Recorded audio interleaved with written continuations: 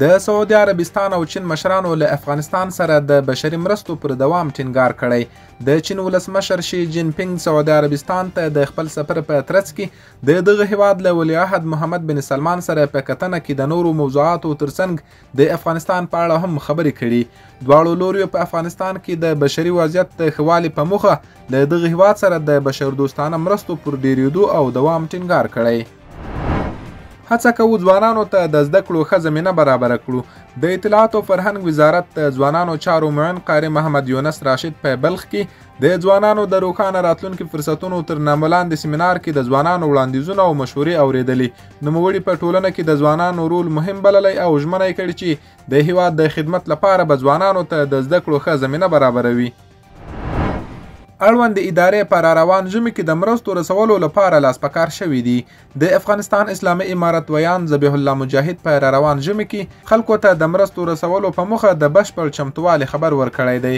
ښاغلي مجاهد ویلي چې د ژمي د رارسېدو په درشل کې د هیوادوالو ستونزو ته د رسېدو په موخه د هیواد مرستندویه ادارې لا له وړاندې لاس په کار شوي دي. مجاهد زیاتوي چې د افغان سرې میاشتې ریاست د طبیعي پیښو پر وړاندې د مبارزې ریاست، عامې روغتیا، شهیدانو او معلولینو چارو وزارتونه چمتو دي چې د هیواد ګوټ ګوټ ته د اړمنو خلکو لپاره مرستې ورسوي.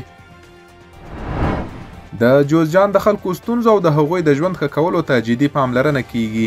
د ریاست الوزرا ادارې مرستیال مولوي عبدالسلام حنفي د جوزجان د مرکز او ولسوالیو له سیمه ییزو چارواکو، امنیه قومندانانو او د دولتي ادارو له رئیسانو، دیني عالمانو او قومي مخورو سره وکتل.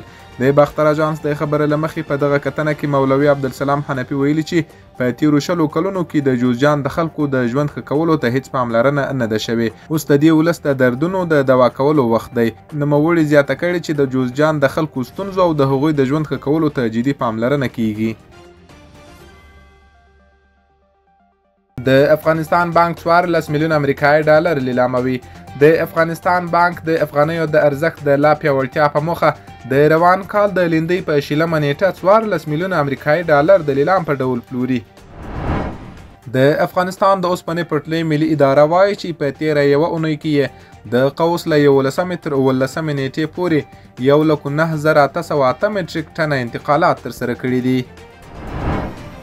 افغانستان د متخصص او مسلکي بشري ځواک روزلو ته اړتیا لري. په اسلام آباد کې د افغانستان د سفارت شارج د پیر سردار احمد شکیب په پاکستان کې له میشتو افغان محصلینو سره د سفارت په ماڼۍ کې کتلې.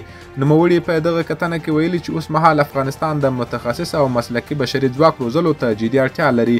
هغه همداراز په پاکستان کې د میشتو افغان محصلینو ستونزې او مشورې اورېدلې. نوموړي په اوسنیو شرایطو کې د متخصصي او مسلکي بشري ځواک روزنه د افغانستان تر ټولو مهمه اړتیا بللې. ښاغلي شکیب زیاته کړې چې د افغانستان نوی نسل باید له کوم ژبني، توکمیز، عقیدوي او سمتي تعصب پرته د یو بل ترڅنګ ودرېږي او د هیواد د آبادولو او ځان بسیاینې په موخه هڅې او کار وکړي. د کندوز د کرنې ریاست مسؤلین وایي چې د دغه ولایت په کلیزال ولسوالۍ کې څه باندې 100 جریبه ځمکه له غصب څخه خلاصه شوې او په تړاو یې یو شمېر کسان هم نیول شوي. په کابل کې 14 تنه د جنایي جرمونو په تور ونیول شول. د کابل د امنیه قومندانۍ مسؤلین وایي چې د اتمې حوزې په مربوطاتو کې یې 14 تنه د غلا، جوارګرۍ او لوټمارۍ په تور نیولي دي. د کندوز په خان آباد ولسوالۍ کې د الکولي مشروباتو د تولید یوه فابریکه کشف او په تړاو یې 6 تنه نیول شوي.